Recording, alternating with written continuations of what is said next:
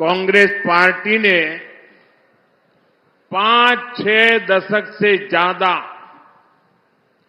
देश पर हुकूमत की, लेकिन देश की कोई एक बड़ी समस्या ऐसी नहीं जिसका संपूर्ण समाधान कांग्रेस ने दिया हो।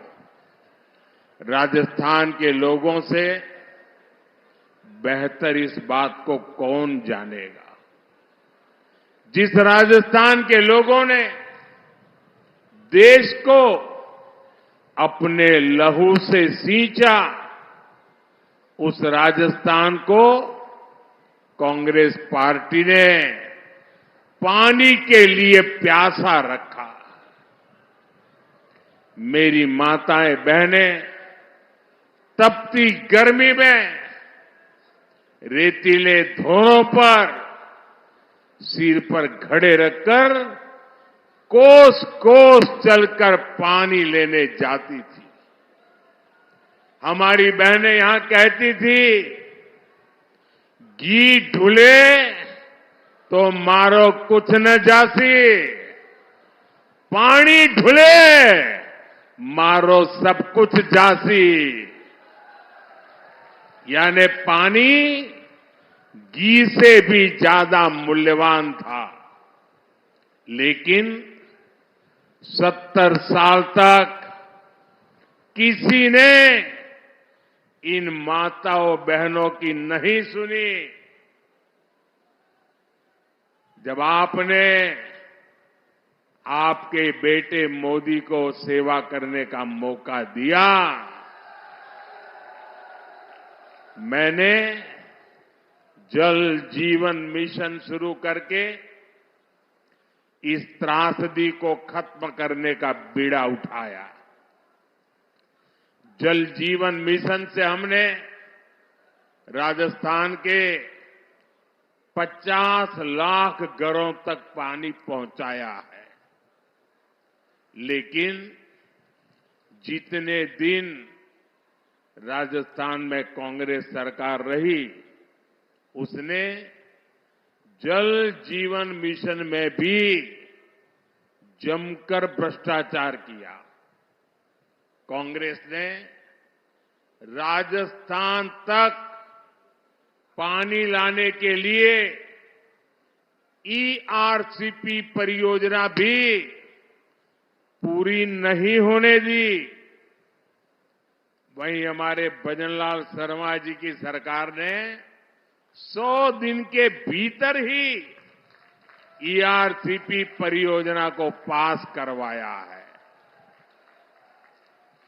हरियाणा से पानी का समझौता भी हो गया है और हम लोग तो चाहे राजस्थान हो या चाहे गुजरात हो, हम लोग तो लाखा बंजारा को अपना आदर्श मानने वाले लोग हैं। हमारा संकल्प है कि हम राजस्थान के हर घर तक पानी पहुंचाए। साथियों, कांग्रेस की सोच ही विकास विरोधी है। ये लोग देश के सीमावर्ती गांवों को देश के आखिरी गांव कहते हैं। ये लोग सीमावर्ती जिलों को, वहां गांवों को जानबूझकर विकास से वंचित रखते थे। और आप हैरान हो जाएंगे, क्यों रखते थे, क्या तर्क देते थे। ऑफिशियली बताते थे, वो कहते थे कि सीमा के पास विकास होगा तो दुश्मन देश के भीतर आकर कब्जा करने की संभावना बढ़ जाएगी। ये शर्म की बात है कि नहीं भाई? क्या हम इतने बुद्धिल हैं कि हम बढ़िया रास्ते बनाए तो दुश्मन उस पर चढ़ जाएगा? क्या बात करते हो? शर्म आनी चाहिए आपको। आप मुझे बताइए, किस दुश्मन के कलेजे में इतनी हिम्मत है कि वो बाड़मेर की सीमा में घुसकर कब्जा करने की सोचे?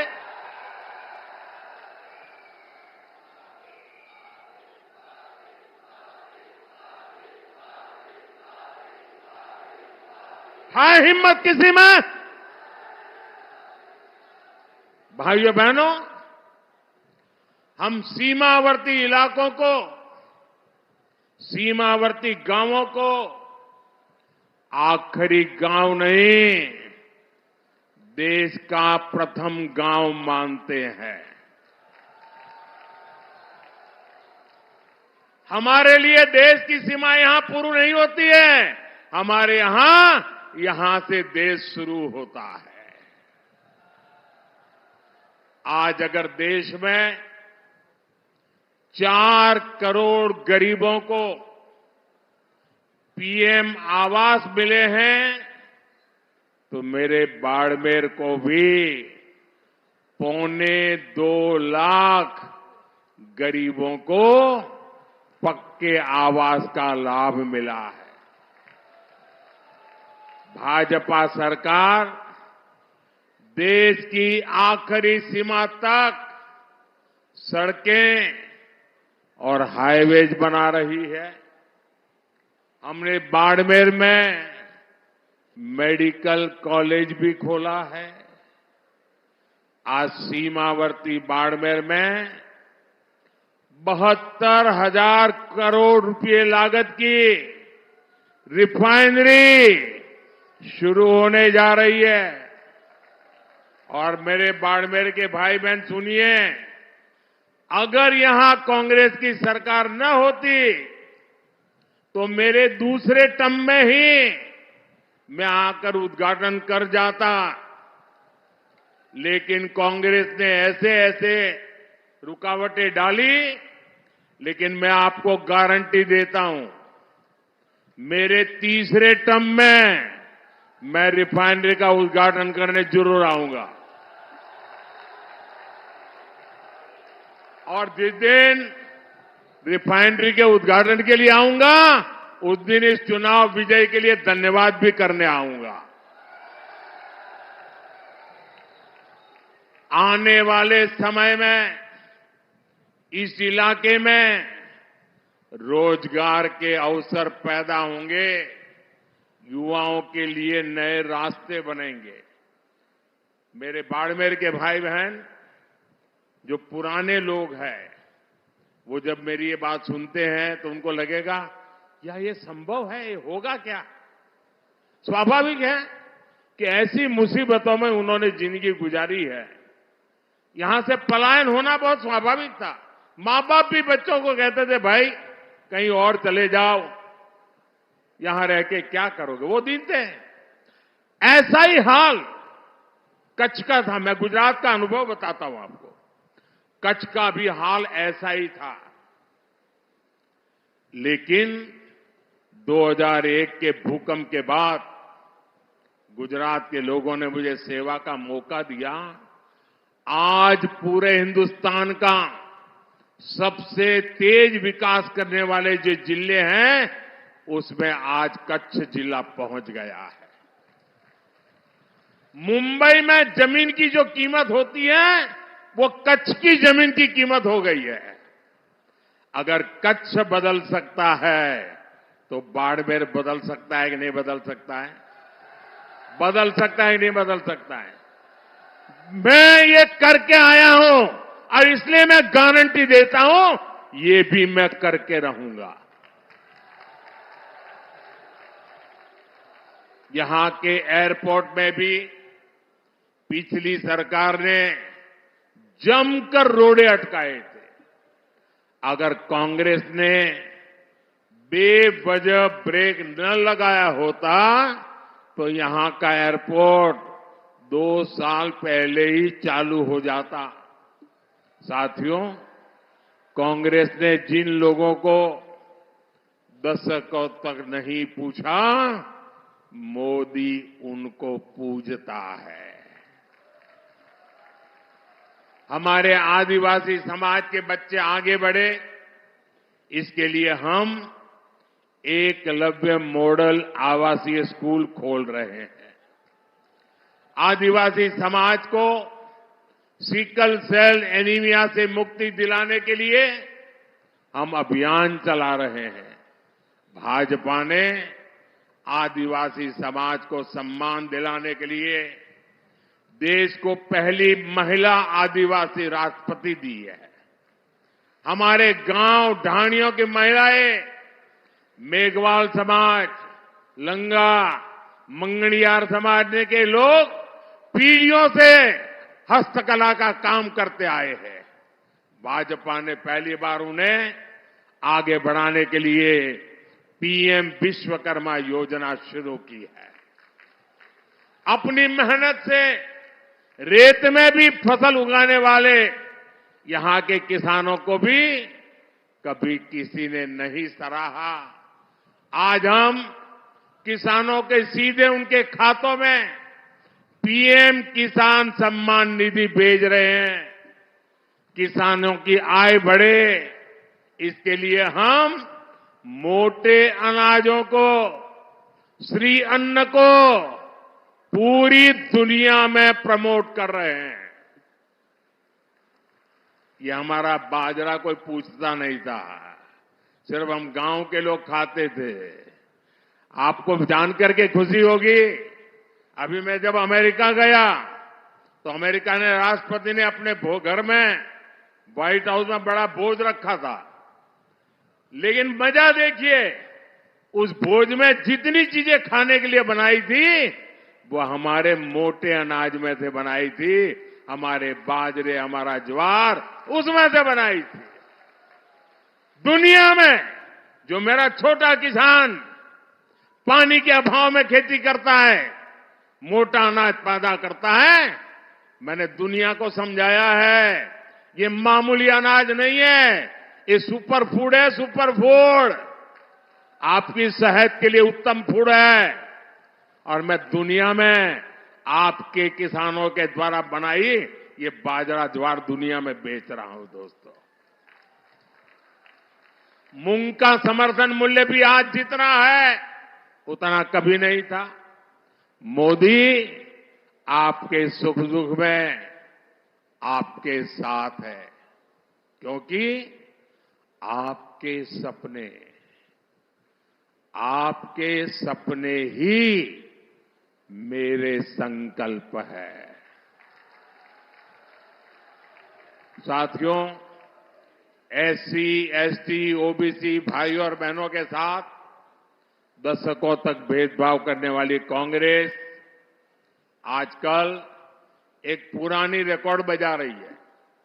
जब भी चुनाव आता है, संविधान के नाम पर झूठ बोलना ये इंडिया अलायंस के सब साथियों की फैशन बन गई है।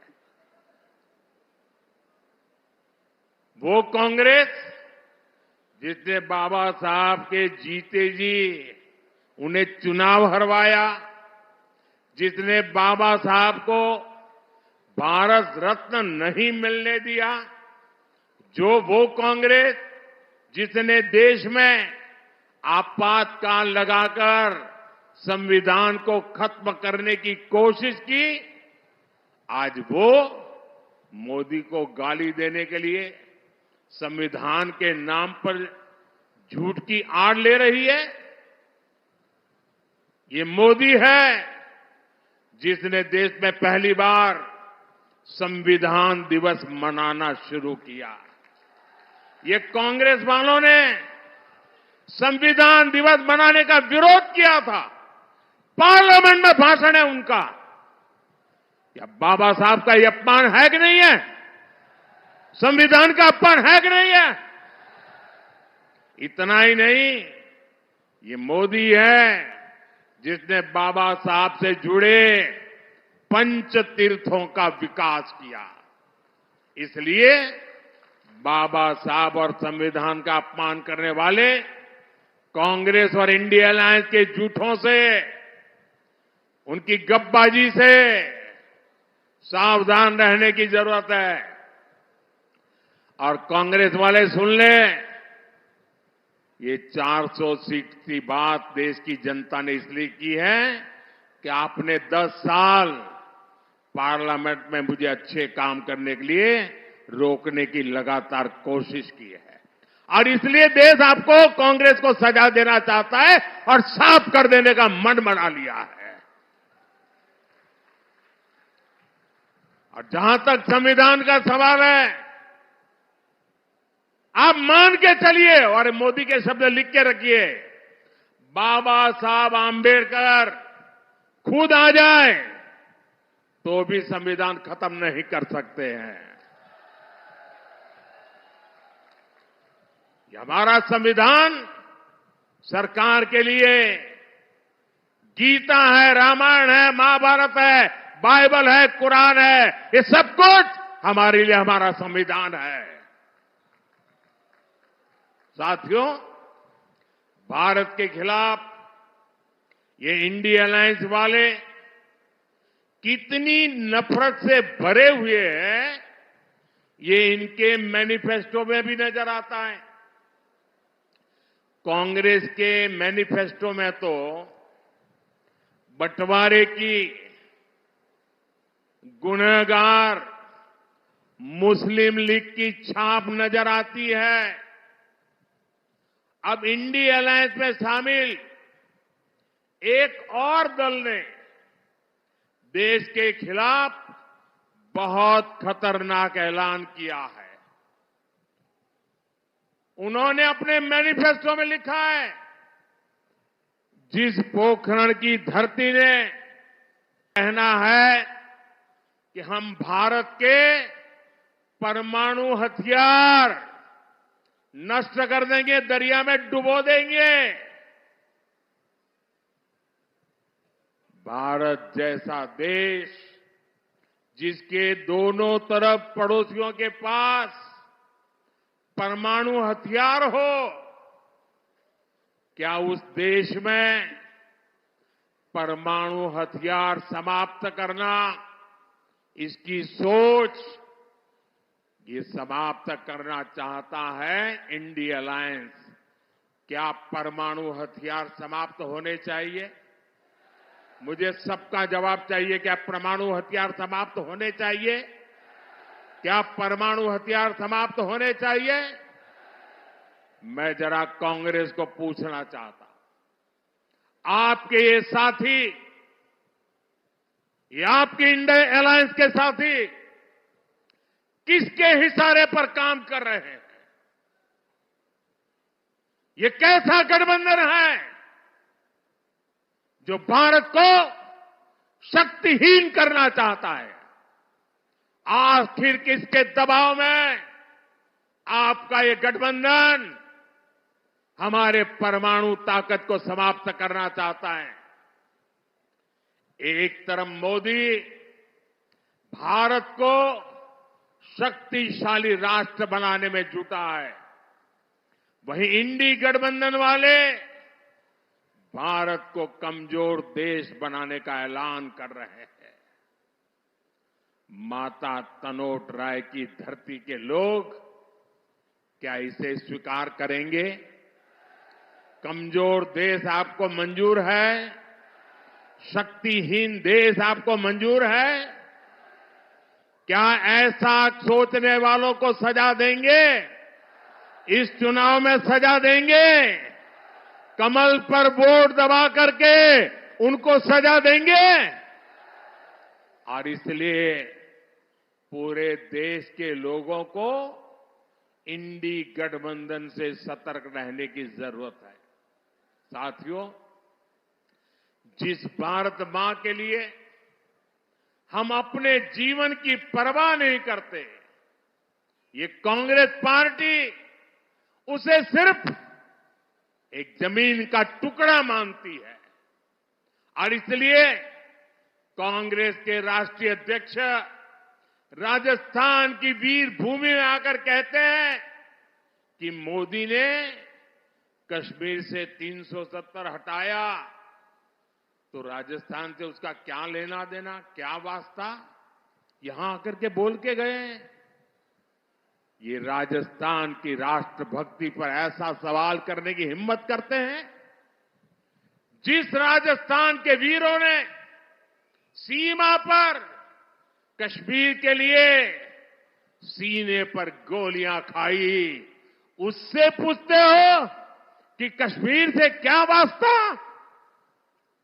इस बाड़मेर के सपूत भीखाराम मुंड ने करगिल युद्ध में अपना बलिदान दे दिया था।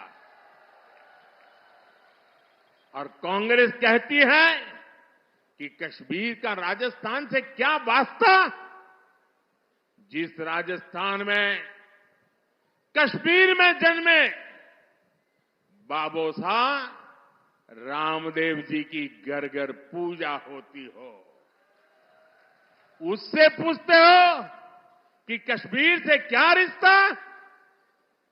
जब कश्मीरी हिंदुओं को उनके घर से खदेड़ा गया था, तब कितने ही परिवारों को राजस्थान ने बसाया था, गले लगाया था।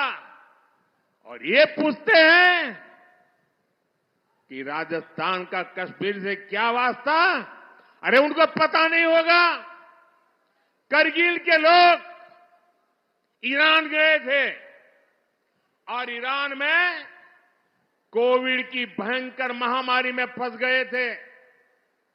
उनको वापस लाना था, कोविड के साथ लाना था, बड़ा संकट का काम था। उनको हिंदुस्तान ला करके कहां रखे, देश को जान करके गर्व होगा। ये मेरे राजस्थान की वीर भूमि है। जैसलमेर में ईरान से लाए गए कोविड के वो सारे लोग जो करगिल के रहने वाले थे, वहां वो माइनस टेम्परेचर में रहते हैं। यहां 35-40 डिग्री टेम्परेचर में महीना भर रहे। जब ठीक हुए तब राजस्थान ने उनको घर वापस भेजा था। ये है मेरा राजस्थान। कांग्रेस भारत को भाषा, प्रांत, जात पात में तोड़ना चाहती है। इसलिए आपको इस चुनाव में कांग्रेस को फिर एक बार सबक सिखाना है। साथियों, कांग्रेस हर उस काम का विरोध करती है जो देश हित में होता है। कांग्रेस हर उस ताकत के साथ खड़ी हो जाती है जो देश विरोधी होती है। आप देखिए, हम लोग देश में, राजस्थान में शक्ति की उपासना करते हैं, माता की उपासना करते हैं। लेकिन कांग्रेस के शहजादे कहते हैं कि वो हिंदू धर्म की शक्ति का विनाश कर देंगे। अरे मेरी माताओं बहनों की ताकत तुम नहीं जानते हो। किसी मर्द को आगे नहीं बढ़ाने पड़ेगा। ये शक्ति को नष्ट करने वालों को ये मेरी माता बहनें ही निपट लेगी। देश में राम मंदिर निर्माण का पुनीत पावन काम होता है, कांग्रेस उसका भी बहिष्कार करती है। और कांग्रेस करती क्या है? कांग्रेस रामनवमी की शोभा यात्रा पर राजस्थान में पत्थरबाजी करने वाले दंगाइयों को संरक्षण देती है। देश में घुसपैठिए आते हैं तो कांग्रेस उनका स्वागत करती है। लेकिन भारत विभाजन का विरोध करने वाले हमारे दलित और सिख भाई बहनों को नागरिकता देने वाले सीएए का ये विरोध करते हैं। मैं आपसे पूछता हूं, क्या कांग्रेस एक भी सीट राजस्थान से जीतने की हकदार है क्या? हकदार है क्या? एक भी सीट बचनी चाहिए क्या उनकी? इस बार तो उनकी सीटों की जमानत जानी चाहिए भाइयों। जाएगी? साफ कर दीजिए उनको, ये सुधरेंगे नहीं। साथियों, 26 अप्रैल को राजस्थान और देश के भविष्य के लिए एक बहुत बड़ा दिन है। और मैं रिफाइनरी के उद्घाटन के लिए जब आऊंगा तब आपको मैं याद कराऊंगा कि इसका महत्व क्या है। भारतीय जनता पार्टी ने बाड़मेर से कमल की जिम्मेदारी भाई कैलाश चौधरी जी को दी है। इसलिए आपको मोदी की गारंटी पर भरोसा करते हुए कमल पर बटन दबाने के लिए प्रार्थना करने आया हूं। आपके आशीर्वाद लेने आया हूं। मेरी माताएं बहनों के आशीर्वाद, मेरे नौजवानों के आशीर्वाद, मेरे बुजुर्गों के आशीर्वाद, धानी धानी मेरे किसान भाई बहनों के आशीर्वाद, यही मेरी ऊर्जा है, यही मेरी ताकत है। चाहे जितनी गर्मी हो, 26 अप्रैल को सुबह सुबह ही कमल का फूल खिलना चाहिए। खिलेगा। और इसलिए मेरा अनुरोध है, पहले मतदान फिर जलपान, पहले मतदान फिर अच्छा, मेरा एक और काम करोगे? जरा हाथ ऊपर करके बताइए, करोगे? सबके सब करोगे? माताएं बहनें भी करेगी? देखिए, पहले तो मैं राजस्थान में बहुत घूमा हूं, सब दूर जाता था, संगठन का काम करता था, इन सबके साथ कंधे से कंधा मिलाकर के काम किया है। लेकिन अब आपने इतना काम दिया है कि मैं सब जगह पे जा नहीं सकता हूं। तो मेरा एक काम करोगे? घर घर जाकर बताइएगा कि अपने मोदी बाड़मेर आए थे और मोदी ने आपको प्रणाम कहा है। मेरा प्रणाम पहुंचा दोगे? हर परिवार में मेरा प्रणाम पहुंचाओगे? हर माता बहन को मेरा प्रणाम पहुंचाओगे? हर बुजुर्ग को मेरा प्रणाम पहुंचाओगे?